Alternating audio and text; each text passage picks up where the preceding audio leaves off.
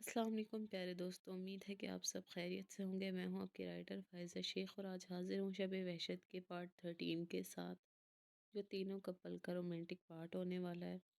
جن لوگوں نے ابھی تک میرے چینل کو سبسکرائب نہیں کیا، آپ سب سے ریکویسٹ ہے کائنڈلی میرے چینل کو سبسکرائب لازمی کر لیں تاکہ آپ کو آنے والی ویڈیوز کی نوٹیفیکیشن ملتی رہے۔ 3 دن سے طبیعت خرابی کے باعث میں ایپیسوڈ نہیں اپلوڈ کر پا رہی، تو اس کے لیے معذرت۔ بنا وقت کو ضائع کیے آج کے ایپیسوڈ کو سٹارٹ کرتے ہیں۔ اب نئی نویلی دلہن کی طرح زیادہ ناٹک مت دکھا، میں نے حاتم بھائی کو بتا دیا ہے۔ انکل آنٹی کے آنے کا تو بھی مائنڈ فریش کر، میں بھائی سے مل کر آتا ہوں۔ شہریار اس کا موڈ صحیح کرنے کے خاطر مصنوعی غصے سے بولا تھا، مقصد صرف اسے ریلیکس کرنا تھا۔ آج جس مزاج کا بندہ تھا شہریار اچھے سے جانتا تھا، اس کے باوجود نشا کے لیے اس کا صبر و تحمل قابل تعریف تھا۔ وہ اپنی محبت کو جائز طریقے سے پانے کی خاطر پوری شدت سے جدوجہد کر رہا تھا۔ عہد پر شہریار کا مان کچھ اور بڑھ گیا تھا۔ نشا کے لیے اس کی کیئر کرنا، اس کو اپنے دوست کی عزت جانتے خاموش رہنا بہت معنی رکھتا تھا شہریار کے لیے، ورنہ وہ دونوں بھائی عزت کے خاطر انا پر وار کر کے اپنا انتقام پورا کرنے والے جیدار بندے تھے۔ ان کے لیے کسی کا بھی ہونا یا نہ ہونا معنی نہیں رکھتا تھا۔ وہ اپنی مستی کے بادشاہ خود تھے، اپنے بنائے اصولوں پر زندگی گزارتے وہ دونوں شہزادے تلخ حالات سے اپنی بہن کو محفوظ رکھنا چاہتے تھے۔ میر حاتم کا سخت رویہ اس پر چڑھے خول کی مانند تھا، جس نے اسے دنیا کی نظروں میں ولن بنا دیا تھا، پر اصلیت کیا تھی اس سے کوئی بھی واقف نہ تھا۔ شاید میر حاتم خود بھی نہیں، وہ جیسا خود کو دنیا کے سامنے پریٹینڈ کرانا چاہتا تھا کرا رہا تھا۔ حویلی میں رونق لگی ہوئی تھی، ہوتی بھی کیوں نہ، آج پوری بخت حویلی میں خوشیاں ہی خوشیاں تھیں۔ خوبصورت سے لاؤنج میں سارے بڑے بیٹھے ایک دوسرے سے حال دریافت کر رہے تھے۔ ہاتھ کی ماما بابا بھی پہنچ گئے تھے اور ابی جان کے ساتھ بیٹھے باتوں میں مشغول تھے۔ بھی جان باتیں تو ہوتی رہیں گی، انکل آنٹی تھکے ہوئے لگ رہے ہیں، آپ ان کے لیے کھانے کا اہتمام کرا دیں۔ شہریار ایک نظر بھی جان کو دیکھتے ہوئے بولا تھا، وہ لوگ کافی دیر کے آئے ہوئے تھے، ان کے چہرے پر بھی تھکاوٹ کے آثار نمایاں تھے، اسی لیے شہریار نے اپنی رائے پیش کی تھی۔ نہیں شہری بیٹا، اتنا پریشان نہ ہو، ہم ٹھیک ہیں۔ آج ہم آپ لوگوں کے پاس کسی خاص مقصد کے تحت آئے ہیں، امید ہے کہ آپ لوگ ہمیں خالی ہاتھ نہیں لوٹائیں گے۔ عہد کے بابا نے ایک نظر بھی جان اور میر حاتم کو دیکھتے ہوئے بات کرنے کی تمہید باندھی تھی۔ جی انکل، آپ میرے بابا کی جگہ ہیں، اپنے بیٹے سے کھل کر بات کر سکتے ہیں، میں ہموطن گوش ہوں، میر حاتم نے نرمی سے انہیں جواب دیا تھا، جبکہ بھی جان انجان نظروں سے اپنے سامنے بیٹھے عہد کے والدین کو دیکھ رہی تھی، کیونکہ ان کے پوتوں نے ابھی تک ان کے کانوں تک یہ خبر نہیں پہنچنے دی تھی کہ وہ کس لیے حویلی تشریف لائے ہیں۔ بھی جان، جیسا کہ آپ جانتی ہیں، عہد میرا اکلوتا بیٹا ہے، اس کے لیے میرے بہت سے ارمان ہیں اور ہماری دلی خواہش ہے کہ ہم اپنے بیٹے کے چہرے کے پھول کھلتے دیکھیں۔ اپنے عہد کے لیے ہمیں آپ کی چھوٹی پوتی نشا بے حد پسند آئی ہے، اگر آپ بڑپن دکھاتے اس رشتے کو قبول کریں تو ہمارے لیے اعزاز کی بات ہوگی۔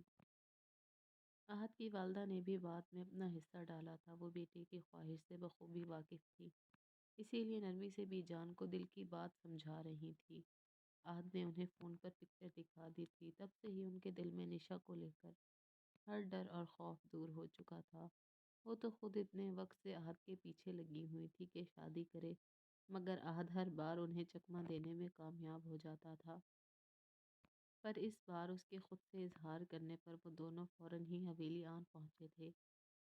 بی جان کو ان کی بات سنتے حیرت کا شدید جھٹکا لگا تھا، وہ اچنبھے سے ان لوگوں کو دیکھ رہی تھی، جبکہ میر حاتم یوں ہی سر جھکائے بیٹھا تھا۔ پر بیٹا، آپ جانتے ہیں نا، نشا بہت چھوٹی ہے اور ابھی ہم نے اس کے بارے میں ایسا کچھ نہیں سوچا۔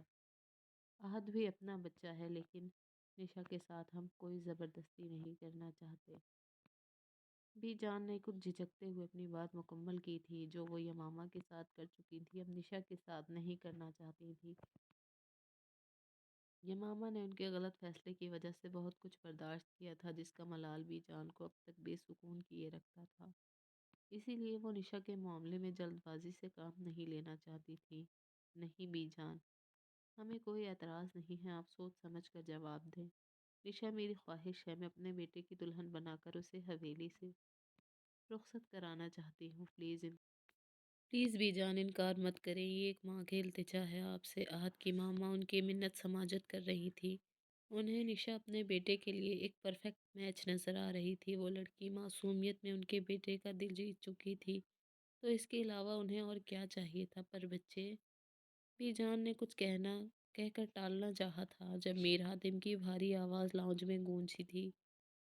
شہریار کی نظریں بھی میر حاتم کے چہرے پر ٹکی تھی۔ آنٹی، آپ جانتی ہیں کہ نشا ہم سب کے لیے کتنی اہم ہے۔ احد کو لے کر بھی ہمیں کسی بھی طرح کا کوئی شک و شبہ نہیں ہے، بس ہم چاہتے ہیں کہ دونوں ایک دوسرے کے بارے میں اچھے سے جان لیں۔ نشا بھی اور ان رشتوں کو تقاضوں سے نابلد ہے۔ میں نہیں چاہتا کہ وقت سے پہلے اس پر کوئی بھی ذمہ داری پڑے۔ ابھی تو اس کی پڑھائی بھی مکمل نہیں ہوئی، پر آپ لوگوں کی خواہش کو دیکھ کر میں نے یہ فیصلہ کیا ہے کہ ہم احد اور نشا کا نکاح طے کر دیتے ہیں۔ رخصتی نشا کی پڑھائی کے بعد رکھ لیں گے۔ میر حاتم نے تحمل سے سمجھاتے اپنی طرف سے رائے پیش کی تھی۔ میر جان خاموش رہ گئیں۔ میر حاتم کے فیصلے پر سب کے چہروں پر ہی مسکراہٹ چھا گئی تھی۔ دروازے کی اوٹ میں کھڑا احد تو خوشی سے جھومنے لگا تھا۔ اپنی بات مکمل کر کے میر حاتم نے بی جان کی طرف دیکھا تھا، جن کا میر حاتم نے انہیں تحمل سے سمجھاتے اپنی طرف سے رائے پیش کی تھی۔ بی جان خاموش رہ گئی تھی۔ میر حاتم کے فیصلے پر سب کے چہروں پر ہی مسکراہٹ چھا گئی۔ دروازے کی اوٹ میں کھڑا احد تو خوشی سے جھومنے لگا تھا۔ اپنی بات مکمل کر کے میر حاتم نے بی جان کی طرف دیکھا تھا، جن کا چہرہ سپاٹ تھا۔ میر حاتم ان کی طرف بڑھتا بی جان کے دونوں ہاتھ تھام کر اپنی آنکھوں سے لگا گیا۔ بی جان، مجھ پر یقین رکھیں، میں آپ کی پوتی کے لیے کوئی غلط فیصلہ نہیں کروں گا، اور آپ سے بہتر مجھے کوئی نہیں جان سکتا۔ میر حاتم نے ان کے ہاتھوں کو لبوں سے لگاتے عقیدت سے چومتے ہوئے اتنی رودات سنائی تھی۔ بی جان سر ہلا کر حامی بھر گئی۔ چاروں طرف مبارکباد کا شور اٹھا تھا۔ یہ ماما جلدی سے کچن سے مٹھائی کی پلیٹ لے آئی تھی۔ مرحا اور یمامہ نے سب کا منہ میٹھا کرایا تھا۔ سب ایک دوسرے سے گلے مل رہے تھے۔ شہریار بھی اٹھ کر دیوار کی اوٹ میں کھڑے احد کو کھینچ کر سامنے لاتے اس سے گلے ملا تھا، جو اب تک سن سا تھا۔ اسے یقین نہیں ہو پا رہا تھا کہ میر حاتم مان گیا اور اس نے احد کے حق میں فیصلہ دے دیا ہے۔ چل بھائی، تو کیوں چارلی چیپلن بنا ہوا ہے؟ تیرا رشتہ پکا ہو گیا ہے۔ یار خوشی منا، تھوڑی سی چہرے پر مسکراہٹ سجا۔ یہ کیا اسٹیچو بنا ہوا ہے؟ احد تو ٹھیک ہے نا میرے بھائی؟ خوشی سے کہیں پاگل واگل تو نہیں ہو گیا نا؟ شہریار نے اسے کندھوں سے جھنجھوڑتے ہوئے ہوش کی دنیا میں لاپٹ تھا۔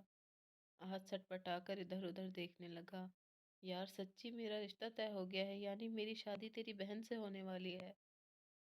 احد پاگلوں کی طرح بڑبڑایا تھا۔ شہریار کو لگا اس کا ذہنی توازن خراب ہو گیا ہے۔ باقی سب بھی اسے دیکھتے اپنی مسکراہٹ دبا رہے تھے۔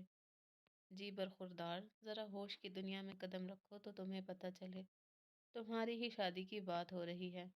میر حاتم نے اسے لتاڑا تھا، جبکہ اس کے چہرے پر بھی مسکان نے بسیرا کیا تھا۔ سب کے چہرے پر مسرت موقع پر کھل اٹھے تھے۔ ایسا پہلی بار ہوا تھا کہ حویلی میں سب اکٹھے موجود تھے، ورنہ میر اور شہریار تو اکثر شہر میں ہی پائے جاتے تھے۔ یمامہ سب کو مگن دیکھ کر نشا کے روم کی طرف بڑھی تھی، جہاں ارہا اسے دیکھنے کے لیے پہلے ہی جا چکی تھی۔ یمامہ بھی اس کے پیچھے ہی نشا کے روم تک آ پہنچی تھی۔ یمامہ روم میں داخل ہوئی تو نشا کو دیکھ کر اس کی آنکھیں بھر آئی تھیں۔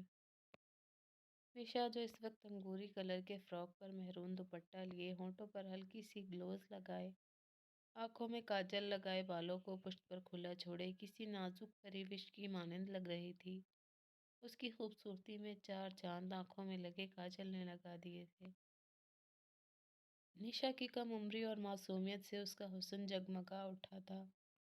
ماشاء اللہ، میری گڑیا کتنی پیاری لگ رہی ہے، ارہا دیکھو تو صحیح، ہماری پرانی والی نشا تو کہیں گم ہو گئی ہے۔ یہ ماما نے روم میں انٹر ہوتے نشا کا چہرہ ہاتھوں کے پیالوں میں بھرتے ہوئے نم نگاہوں سے نشا کو دیکھتے چھیڑا تھا۔ آپی، مجھے پتا ہے میں جوکر لگ رہی ہوں، اوپر سے یہ ریڈ دوپٹہ۔ آپ بھی میرا مذاق اڑا لیں، میں نے نہیں کرنی اس بندر سے کوئی شادی۔ نشا منہ پھلا کر بولی تھی، اس کا دل عجیب ہو رہا تھا جسے وہ خود بھی سمجھنے سے قاصر تھی۔ یہ ماما نہیں میری جان، تم بہت خوبصورت لگ رہی ہو۔ کس نے کہا میری گڑیا جوکر لگ رہی ہے؟ میری نظر سے دیکھو تو تمہیں محسوس ہوگا، میری گڑیا دنیا کی سب سے خوبصورت لڑکی ہے۔ یہ ماما نے بڑی بہن کی طرح اس کی پیشانی چومتے نشا کو دلاسا دیا تھا۔ وہ جانتی تھی کہ اس وقت وہ شدید کنفیوژن کا شکار ہو رہی ہوگی، کیونکہ اس کا یہ فرسٹ ایکسپیرئنس تھا، اور سونے پر سہاگا یہ کہ وہ احد کی فیملی کو جانتی تک نہ تھی، اسی لیے ان سب کے سامنے جانے میں اسے گھبراہٹ سی محسوس ہو رہی تھی۔ نشا، کیا تمہیں مجھ پر یقین نہیں ہے؟ بھلا میں تمہیں چڑیل کیوں بنانے لگی؟ تم تو ویسے بھی ہماری شہزادی ہو۔ ارہا نے بھی اس کے کندھے کے گرد بازو پھیلاتے حوصلہ دیا تھا۔ ارہا اور یمامہ دونوں ہی اس کی دل جوئی میں لگی ہوئی تھی۔ نشا اس وقت کافی زیادہ گھبراہٹ کا شکار تھی۔ نشا، بالکل بھی کسی بات کی ٹینشن لینے کی ضرورت نہیں ہے۔ احد کے ماما پاپا بالکل ویسے ہی ہیں جیسے ہمارے ماما بابا۔ تمہیں بس سلام کرنا ہے اور پھر واپس اپنے روم میں چلی آنا۔ یہ ماما نے اسے اس کی مشکل کا آسان حل بتایا تھا۔ ہاں، اور ہم سب بھی تو ساتھ ہوں گے نا وہاں تمہارے؟ پھر تمہیں تو کچھ بھی سوچنے کی ضرورت ہی نہیں ہے، اور وہاں تمہارے دونوں شیر جوان بھائی موجود ہیں۔ اگر کسی نے تمہیں تنگ کیا نا تو وہیں اس کا سر قلم کرا دیں گے۔ ارہا شرارت سے آنکھ فنک کرتے ہوئے بولی تھی۔ ارہا کی بات پر نشا بھی کھلکھلا اٹھی تھی۔ اس کی کھلکھلاہٹ سے مانو پورا کمرہ جگمگ کرنے لگا تھا۔ وہ معصوم پری سب کے دلوں میں بسنے لگی تھی۔ نشا بہت حساس دل کی مالک تھی۔ اس نے بچپن سے ہی اپنے ماں باپ میں جو اختلافات دیکھے تھے، اس نے نشا کی زندگی میں بہت گہرا سایہ چھوڑا تھا، جس سے وہ چاہ کر بھی خود کو نہیں نکال پائی تھی اب تک، کیونکہ اس کا اختیار نہ تھا۔ ان دونوں بہنوں نے بچپن سے اب تک اپنے باپ کی بے اعتنائی دیکھی تھی، تو ماں کا تڑپنا سسکنا ان کی آنکھوں کے سامنے تھا۔ یہ ماما تو پھر بھی کافی صابر ثابت ہوئی تھی، پر نشا بالکل بھی سمجھدار نہ تھی۔ یہ ماما اور ارہا نشا کو لیے نیچے چلی آئی تھی، جہاں سب خوش گپیوں میں مصروف تھے۔ احد کی نظر جیسے ہی نشا پر پڑی، وہ بے خود سا اس کو تکتا رہ گیا۔ انگوری فراق میں وہ بے حد پیاری لگ رہی تھی۔ السلام علیکم۔ نشا نے سب کو دیکھ جھجکتے سلام کیا تھا، اپنا دوپٹہ اتنی سختی سے مٹھیوں میں دبوچا تھا کہ مخروطی انگلیاں سرخ پڑ گئی تھی۔ وعلیکم السلام، ماشاء اللہ، جیسا سوچا تھا آپ اس سے زیادہ پیاری ہیں۔ آئیں گڑیا، ہمارے ساتھ بیٹھیں۔ آہت کی ماما نے نشا کی پیشانی چومتے اسے اپنے پاس بلایا تھا۔ نشا نے معصوم نگاہوں سے امامہ کی طرف دیکھا تھا کہ اب کیا کروں۔ امامہ نے نظروں سے ہی اسے ہاں کا اندیا دیتے پاس بیٹھنے کا کہا تھا۔ آہت کے والد نے بھی نشا کے سر پر ہاتھ رکھا تھا، جبکہ وہ آہت کی بے باک نظروں سے کنفیوز سی ہو رہی تھی، جو بنا کسی لحاظ کے یوں سب کے سامنے ٹھرکیوں کی طرح لتاڑ رہا تھا۔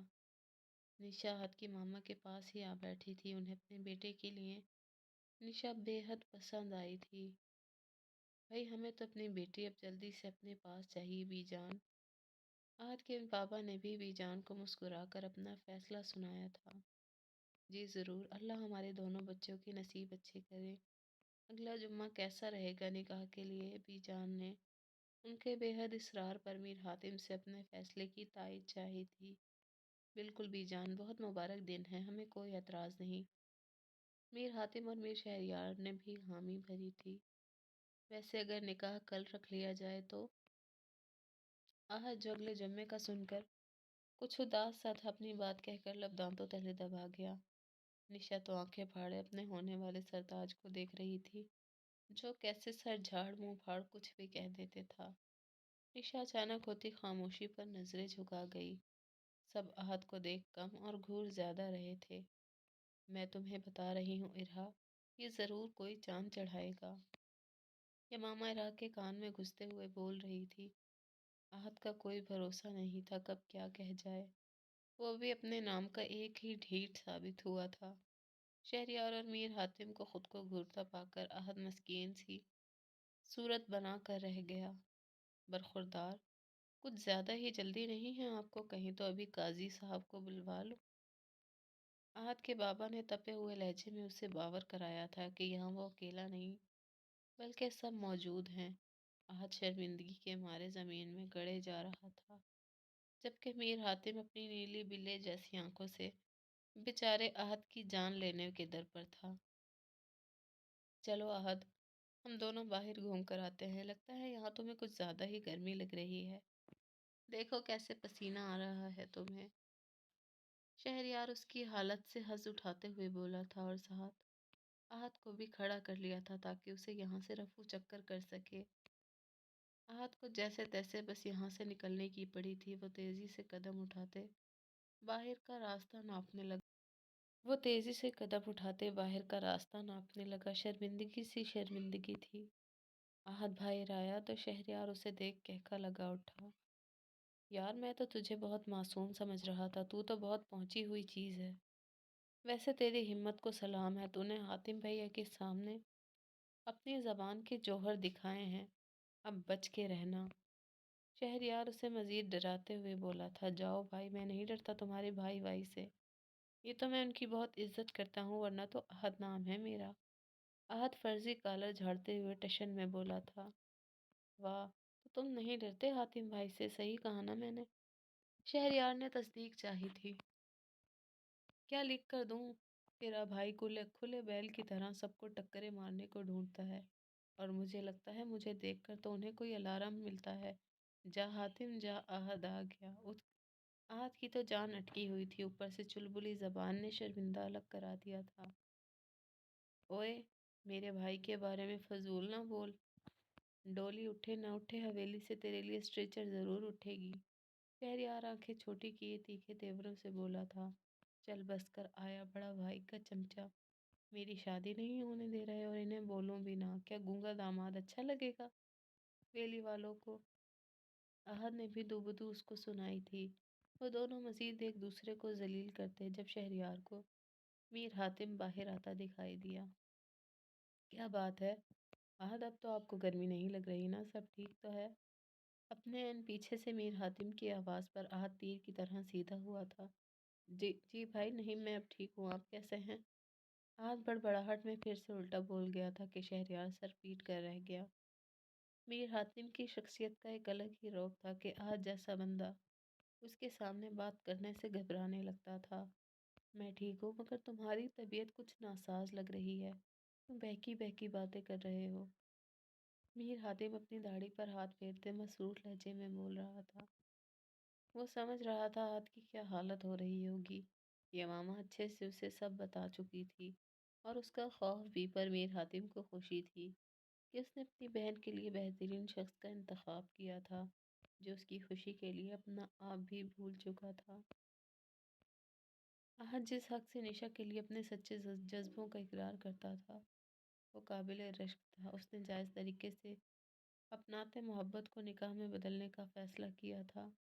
निशा उसके दिल में इस कदर आसमाई थी कि उसे कुछ भी उसके बिना अच्छा नहीं लगता था। मोहब्बत का हर रूप आहत के लिए बहुत अलग था। पहली बार वो किसी ऐसे जज्बे से रूशनास हुआ था। शहरयार रूम में आया तो इरहा मौजूद न थी। वो लोग कुछ देर पहले ही खाने से फ्री हुए थे। शाम ढल आई थी और इरहा रूम में झांकने को भी न आई थी। शहरयार को फिर से इरहा पर तप चढ़ी। वो कितनी बार इस लड़की को समझा चुका था, पर वो इरहा बेगम ही क्या जो सीधे तरीके से मान जाए। शहरयार के दिमाग में अचानक से आइडिया आया था। वो सोच चुका था कि इरहा को किस तरह से रूम में बुलवाना है। शहरयार ने अपना मोबाइल फ़ोन निकालते जल्दी से आहत को कॉल मिलाई थी, जो दूसरी बेल पर ही पिक कर ली गई। इस नंबर पर आप अभी राब्ता करने की कोशिश कर रहे हैं। फ़िलहाल वो मसरूफ़ हैं, आप जैसे दगाबाज लोगों से बात करने में बिल्कुल भी इंटरेस्टेड नहीं। बराए मेहरबानी कुछ वक्त बाद राब्ता करें। आहत जो पहले ही उसके खुद पर हंसने पर जला कटा बैठा था, شہریار کی کال آنے پر طوطے کی طرح نگاہیں پھیر گیا۔ او بھائی، زیادہ ہیرو بننے کی کوئی ضرورت نہیں ہے۔ ابھی میری بات غور سے سن، تیری بھابھی اس وقت کچن میں موجود ہوں گی۔ کسی بھی طرح انہیں روم تک پہنچا، مجھے بہت ضروری بات کرنی ہے۔ شہریار اس کی بکواس کو اگنور کرتا سیدھا مدعے کی بات پر آیا تھا۔ میں کیا تجھے رشتے کرانے والی مائی نظر آ رہا ہوں یا لو گرو ہوں جو تیری بیگم کو تیرے کمرے تک کا راستہ بتاؤں؟ احد نے جلے دل کے میں کیا تجھے رشتے کرانے والی مائی نظر آ رہا ہوں یا لو گرو جو تیری بیگم کو تیرے کمرے کا راستہ بتاؤں؟ احد نے جلے دل کے پھپھولے پھوڑے تھے۔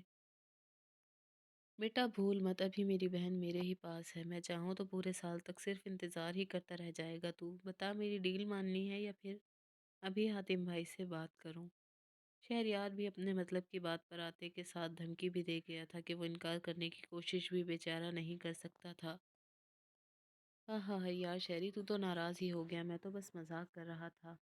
بس ابھی بھابھی کے پاس جاتا ہوں، محترم بھابھی جان کو تیرے دروازے تک خود چھوڑنے آؤں گا، تو فکر نہ کر، میں بس ابھی آیا۔ احد اس کا موڈ بدلتا دیکھ جلدی سے لائن پر واپس آیا تھا۔ شہریار اس کی بات سنتے کال کٹ کر گیا۔ وہ پرسکون انداز میں بیٹھا ارہا کا انتظار کر رہا تھا۔ آج اس کا پورا ارادہ تھا اپنی ناسمجھ بیوی کی عقل ٹھکانے لگانے کا۔ احد نے دانت کچکچا کر فون کی اسکرین کو دیکھا تھا، جیسے وہاں شہریار کی گردن موجود ہو۔ پیر پٹکتا وہ موبائل جیب میں ڈال کر کچن کی طرف بڑھ گیا۔ احد کچن میں انٹر ہوا تو وہاں صرف ارہا ہی نہیں بلکہ اس کے ساتھ ہی یمامہ بھی موجود تھی، جو نہ جانے آپس میں سر جوڑے کون سے منصوبے بنا رہی تھی۔ بھابھیس، خیریت تو ہے نا؟ آپ دونوں یوں سر جوڑے نیا پاکستان بنا رہے ہیں کیا؟ مجھے بھی اپنے ساتھ شامل کر لیں، فکر کا کام میں اچھا کر لیتا ہوں۔ احد شیلف کو ڈرم کی طرح بجاتے ہوئے اپنی رائے پیش کرنے لگا تھا۔ ارہا اور یمامہ اس نمونے کو اپنے سامنے دیکھ کر کچھ تذبذب کا شکار ہوئیں کہ اب نہ جانے کون سا بم پھوڑنے والا ہے۔ بھائی صاحب، ہم نیا پاکستان بنائیں نہ بنائیں، آپ کو پرانے پاکستان سے ضرور نکلوانے کی تیاری کر رہے ہیں۔ کہیں تو آپ کی ملاقات پرائم منسٹر میر حاتم سے کرائی جائے، وہ اچھا گائیڈ کریں گے آپ کو۔ یمامہ بیلن کو اپنے ہاتھ میں گھماتے ہوئے خصوصاً بھابھیوں والے انداز میں بولی تھی۔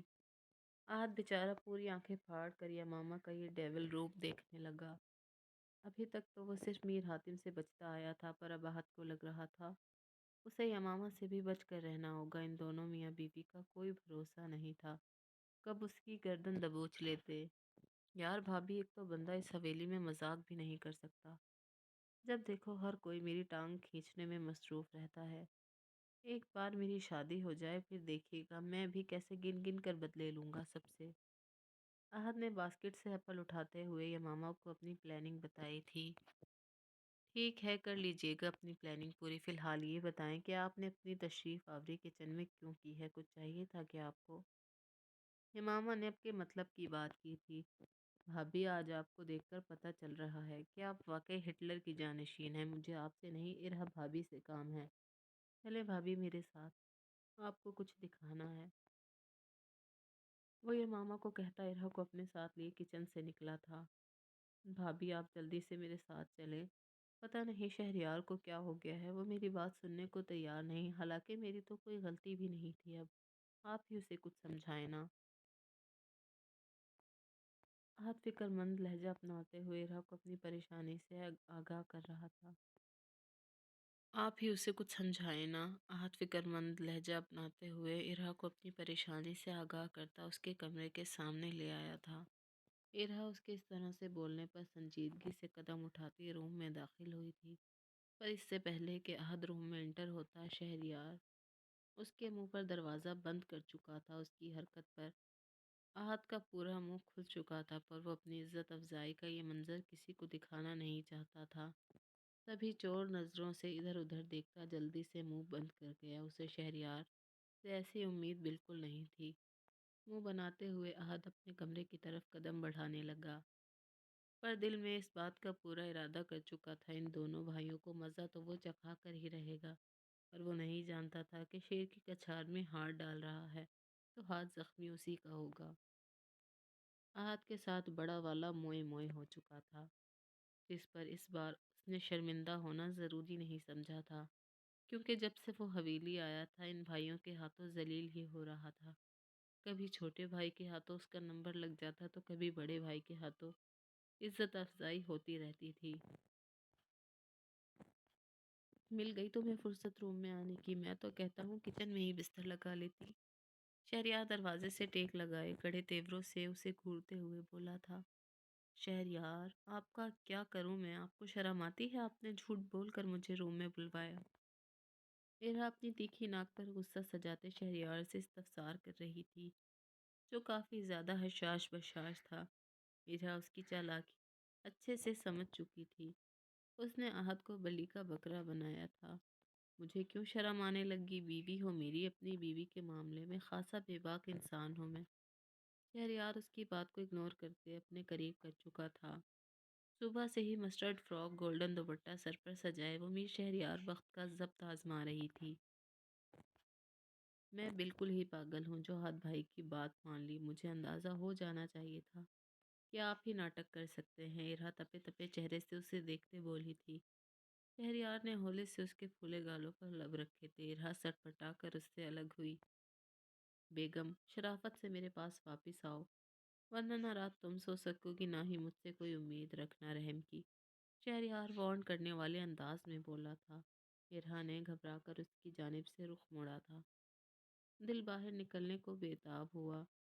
شہریار کی بے باکیاں یوں ہی اسے لال کیے رکھتی تھی۔ میں نے نہیں آنا آپ کے پاس، آپ بہت ٹھرکی ہوتے جا رہے ہیں شہریار، جب دیکھو بس موقع ڈھونڈتے ہیں مجھے ستانے کا۔ کوئی اور کام نہیں ہے کیا آپ کو؟ ارہا فضول میں بیڈ کی سیٹ شدہ بیڈ شیٹ کو دوبارہ ٹھیک کرتے ہوئے بولی تھی۔ فی الحال اس کا کوئی موڈ نہ تھا چھوٹے سائیں کی تابعداری کرنے کا۔ میر شہریار کا سرخ چہرہ اسے مزہ دیتا تھا۔ وہ تپا تپا سا ارہا کے لیے چھوٹا سا بچہ بن جاتا تھا جو اس کی غیر موجودگی میں بولایا سا رہتا۔ کوئی بات نہیں جانم، بہت چل رہی ہے نئی زبان، اب میں اپنے سٹائل میں آپ کے ان ہلتے لبوں پر بریک لگاؤں گا۔ اب آپ کو وقت دیا تمام ہوتا ہے، now it's my turn. Shahryar بھاری قدم بیڈ کے ساتھ کھڑی ارہا کی طرف بڑھاتے ہوئے جتا گیا تھا۔ ارہا نے حلق تر کرتے اسے اپنے قریب آتے دیکھا تھا۔ شہریار اس کے بے حد قریب کھڑا تھا۔ ارہا نے ایک نظر اٹھا کر اپنے بد دماغ شوہر کو دیکھا تھا۔ شہریار میں ارہا کی بات شہریار بخت نے مکمل نہیں ہونے دی تھی۔ اس کے لبوں کو اپنے انابی ہونٹوں میں قید کیے وہ ارہا کی کمر کے گرد بازو حائل کر چکا تھا۔ ارہا نے اس کے جنونی انداز پر آنکھیں بند کر لی تھی۔ شہریار اس کے نچلے لب پر دانتوں کا دباؤ بڑھاتے پھر سے ارہا کی سانسوں کو اپنی سانسوں میں بسا رہا تھا۔ ارہا اس کا پرشدت لمس ارہا کو حواس باختہ کر رہا تھا۔ شہریار بخت کے لیے اس کا ہونا ایک معجزہ تھا۔ ارہا کے لیے وہ یوں ہی تاعمر بے خود رہنا چاہتا تھا۔ ارہا نے سانسیں رکنے پر شہریار کی شرٹ میں مٹھیوں میں جکڑی تھی۔ سانسوں میں تھکن سوار تھی۔ شہریار بے خودی میں مکمل ارہا کو خود میں بھینچ رہا تھا۔ ارہا نے غصے میں اپنے دانت اس کے لب پر گاڑے تھے۔ شہریار کا دل دھڑکنا بھول گیا تھا۔ ارہا کا لمس اسے ساکت کر گیا تھا۔ ارہا کے لبوں سے ٹکراتے میر شہریار بخت کے لب بے حرکت ہو چکے تھے۔ وہ خماری میں ڈوبا بت سا بنا رہ گیا تھا۔ ارہا نے کس جرأت سے اس کے لب چھوئے تھے؟ شہریار اسی سحر میں ڈوبا سب کچھ بھول بیٹھا تھا۔ آنکھیں گلابی پڑنے لگی تھی۔ ایک الگ ہی سرور نے پورے وجود کو اپنی لپیٹ میں لیا تھا۔ ارہا میرا نازک سا دل ہے، اس کرم نوازی پر دھڑکنیں ہار سکتا ہے۔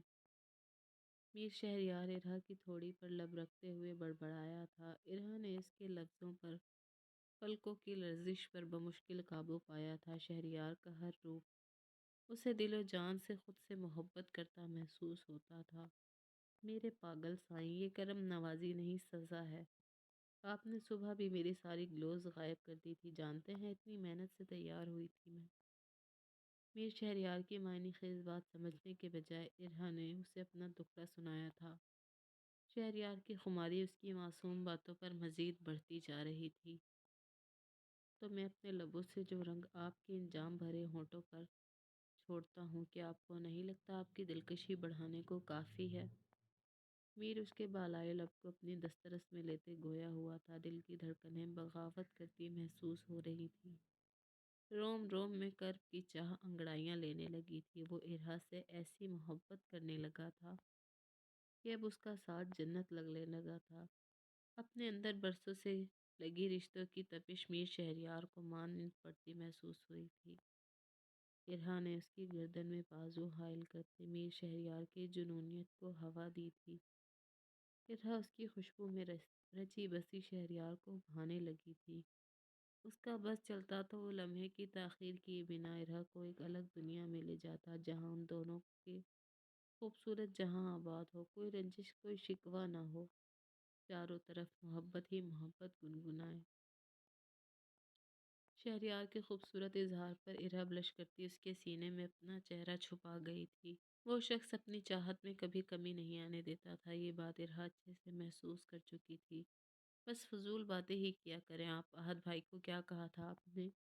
ارہا نشیلی آنکھوں سے اسے دیکھتے استفسار کر رہی تھی کہ شہریار کے لب مسکراہٹ دبانے لگے۔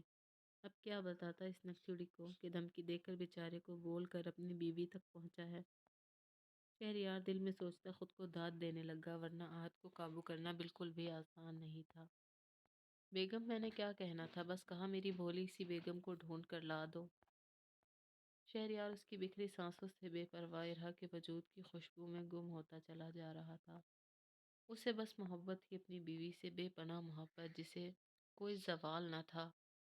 شہریار ارہا کی مخملی کمر میں ہاتھ ڈالے اسے اپنے وجود کا حصہ بنا چکا تھا۔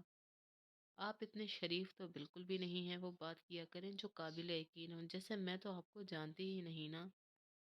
ارہا اس کے بازو پر دھپ رسید کرتے اب کیا بتاتا اس نکچڑی کو کہ دھمکی دے کر بیچارے کو بول کر اپنی بیوی تک پہنچا ہے؟ شہریار دل میں سوچتا خود کو داد دینے لگا، ورنہ آہت کو قابو کرنا بالکل بھی آسان نہیں تھا۔ بیگم میں نے کیا کہنا تھا، بس کہا کہ میری بھولی سی بیگم کو ڈھونڈ لاؤ۔ شہریار اس کی بکھری سانسوں سے بے پرواہ ارہا کے وجود کی خوشبو میں گم ہوتا چلا جا رہا تھا۔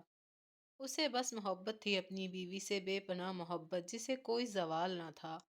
شہریار ارہا کی مخملی کمر میں ہاتھ ڈالے اسے اپنے وجود کا حصہ بنا چکا تھا۔ آپ اتنے شریف تو بالکل بھی نہیں ہیں، وہ بات کیا کریں جو قابل یقین ہو، جیسے میں تو آپ کو جانتی ہی نہیں نا۔ ارہا اس کے بازو پر دھپ رسید کرتے ہوئے بولی تھی۔ شہریار اس کے صحیح اندازے لگانے پر کہکا لگا اٹھا۔ ہا ہا ہا، واہ جانے شہریار، کافی اچھے سے سمجھنے لگی ہو مجھے، دل خوش کر دیا بیگم۔ شہریار مسکرا کر پرزور جسارت کرتے ارہا کا گال سرخ کر گیا تھا کہ وہ سی کرتی رہ گئی۔ شہریار، آپ کو مجھ پر ترس کیوں نہیں آتا؟ جب دیکھو ایک ہی موڈ میں رہتے ہیں آپ، یا کوئی اسپیشل کلاسز لی ہوئی ہیں مجھے تنگ کرنے کی؟ ارہا تنگ آنے والے انداز میں اس کے حصار میں کھڑی تحمل سے کہہ رہی تھی۔ میر شہریار کا ہنسی دبانے کے چکر میں چہرہ سرخ ہو چکا تھا۔ ارہا بے بس سی ہوتی ٹوٹ کر اس کے بازوؤں میں آن سمائی تھی۔ شہریار کا محبت جتاتا خوبصورت لہجہ ارہا کو شرمانے پر مجبور کر گیا تھا۔ نہیں جانا، میں نے ایسی کوئی کلاسز تو نہیں لی، بس آپ کو دیکھتے ہی میرا خود پر سے اختیار ختم ہو جاتا ہے۔ جی چاہتا ہے آپ کو باہوں میں بھرے اس ظالم دنیا سے کہیں دور لے جاؤں، جہاں آپ کے اور میرے سوا کوئی نہ ہو، ہر طرف ہماری محبت سانس لیتی دکھائی دے۔ شہریار اسے اپنے بازوں کے گھیرے میں لیتے ارہا کا سر اپنے سینے پر رکھتے گویا ہوا تھا، اس کا لفظ لفظ محبت میں ڈوبا ہوا تھا۔ شہریار، آپ مجھ سے اتنی محبت کیوں کرتے ہیں؟ آپ کو تو مجھ سے اچھی لڑکی مل سکتی تھی، میں تو آپ کی محبت کے قابل بھی نہیں۔ ارہا نم آواز میں بولی تھی، وہ یوں ہی اپنے لفظوں سے ارہا کے پرانے زخموں پر مرہم رکھتا تھا کہ وہ ہر بار خود پر رشک کرنے پر مجبور ہو جاتی تھی۔ ارہا اور شہریار دونوں ایک دل اور ایک جان کی مانند ایک دوسرے سے جڑے تھے، کیونکہ مسز شہریار، میر شہریار بخت پر صرف ارہا شہریار کا حق ہے۔ مجھے آپ سے بہتر کبھی نہیں مل سکتی، کیونکہ میر شہریار کے لیے اس کی ارہا دنیا کی تمام لڑکیوں سے زیادہ پیاری ہے۔ شہریار اس کے بالوں کو چومتے ہوئے ان کی بھینی بھینی خوشبو اپنی سانسوں میں اتارتے پرجنون لہجے میں بولا تھا۔ شہریار، اگر میں آپ کو اس دن انکار کر دیتی تو کیا آپ کسی اور سے شادی کر لیتے؟ इरहा ने इतने वक्त से अपने दिल में दबा सवाल शहरयार के सामने रखा था। कुछ भी था, उसके अंदर भी बीवियों वाली रूह मौजूद थी जो उसे बारहा शहरयार से ये सवाल करने पर उकसा चुकी थी। नहीं जानम, अगर आप मुझे इनकार कर देती तो मैं आपका सालों तक इंतज़ार करता, चाहे इसके लिए मुझे अपनी पूरी ज़िंदगी ही क्यों इंतज़ार न करना पड़ता। मेरी ज़िंदगी में इरहा शहरयार की जगह कोई नहीं ले सकता। शहरयार उसकी आंखों को चूमते हुए पलके बोझल कर गया था। दोनों सरशारी की कैफियत में मगन थे।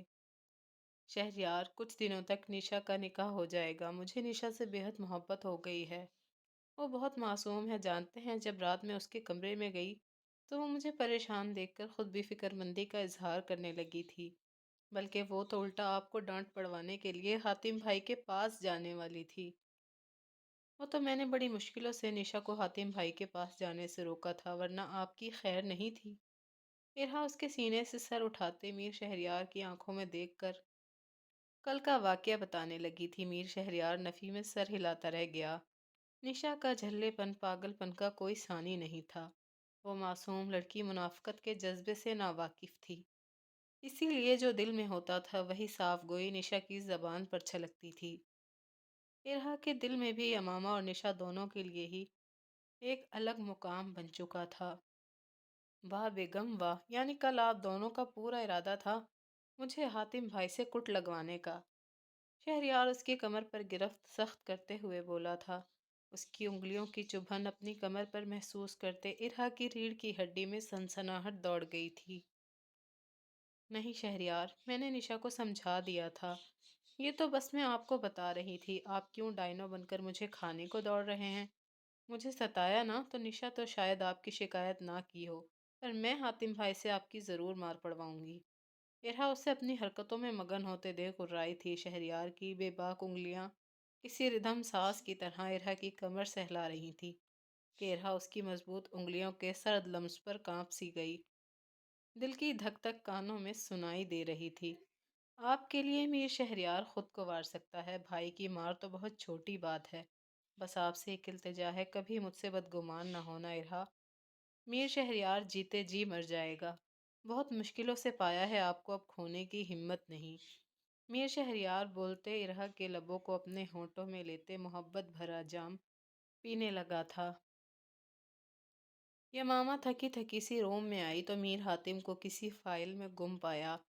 आज उसने मीर हातिम का favourite colour navy blue frock पहना था जो उसकी गोरी रंगत पर काफ़ी जच रहा था। यमामा डोर लॉक करती बेड पर आ बैठी। पाँव में शदीद तकलीफ सी महसूस हो रही थी। काफ़ी देर खड़े रहने की वजह से उसके पाँव सूज गए थे। मीर की नज़र भी यमामा पर पड़ी जो बेड पर बैठी अपने पाँव पर हाथ फेरती दर्द के शिद्दत को कम करना चाह रही थी। मीर हातिम फाइल टेबल पर पटकते यमामा की तरफ बढ़ा। बहुत ही लापरवाह होती जा रही हो तुम, तुम्हें ज़रा अपना ख्याल नहीं। उफ, देखो पाँव कितना सूज गए हैं यमामा, this is too much. Mir Hatim उसके पाँव देख घुरकते हुए बोला था। यमामा खफगी से मुंह मोड़ गई। सरताज, काफ़ी जल्दी आपको पता चल गया कि एक अदद बीवी भी यहाँ मौजूद है, वरना मैं तो सोच रही थी आप अकेले ज़्यादा खुश रहते हैं। यमामा भी अपने नाम की एक थी। यमामा, सब बातें बाद में, पहले मैं तुम्हारे पाँव की मालिश करता हूँ, कुछ बेहतर महसूस करोगी। मीर उसके पास से उठकर ड्रॉर से तेल की शीशी ले आया था और हौले से यमामा का मखमली नाजुक पाँव अपनी गोद में रखते मालिश करने लगा। यमामा ने हिचकिचा कर अपना पाँव उसकी गिरफ्त से आज़ाद कराना चाहा था, पर मीर हातिम की एक ही घूरी पर वो चुप रह गई। मालिश के बाद मीर ने उसे लिटाते कंफर्टर दिया था। सबके साथ अपना भी सोच लिया करो, अब ये लापरवाही न हो यमामा। मीर हातिम उसे समझाते हुए बोला था। मैं क्यों करूं ख्याल अपना जब मेरे शौहर नामदार मौजूद हैं। है सच्ची, अच्छा महसूस हुआ कि शादीशुदा हूँ। शौहर से खिदमत कराने का भी अपना ही मज़ा है। इमामा उसे चढ़ाने के खातिर पुरजोर अंगड़ाई लेते हुए बोली थी। मीर हातिम उसे अपने रंग में ढले तो बस शिकन अंगड़ाई लेते देख खुमार आलूद निगाहों से यमामा को देखने लगा। मैं फ्रेश होकर आता हूँ, फिर बताऊंगा शादीशुदा होने का एहसास क्या होता है। सोना मत। मीर हातिम यमामा को देख वार्न करते हुए बोला था। یمامہ کو اپنے گرد الارم بجتے محسوس ہوا۔ وہ جلدی سے میر کے جاتے ہی اپنا چہرہ کمفرٹر میں چھپا گئی۔ یمامہ سو جا، یہ ڈیول تجھے نہیں چھوڑے گا، ویسے بھی صبح سے بھوکے ہیں، ہائے اللہ جی مجھے ہی نہ کھا جائیں۔ یمامہ خود سے بڑبڑاتے ہوئے بولی تھی۔ میر حاتم نے حویلی آتے کچھ بھی نہیں کھایا تھا، ابھی تھوڑی دیر پہلے بھی وہ پوچھ کر گئی تھی، پر وہ لاٹ صاحب صاف انکار کر گئے تھے کہ انہیں ابھی بھوک نہیں ہے۔ میر فریش ہو کر ڈریسنگ مرر کے سامنے کھڑا اپنے بال بنانے لگا۔ اس کی نیلی آنکھیں کمفرٹر میں دبکی یمامہ پر ٹھہری تھی۔ اس کی جلد بازی پر میر حاتم کے لبوں پر دلکش مسکراہٹ نے بسیرا کیا تھا۔ لبوں پر ساز گنگناتے میر بیڈ کی جانب بڑھا تھا۔ یمامہ جو اس کا آنا محسوس کر چکی تھی، دل کانوں میں دھڑکتا محسوس کر رہی تھی۔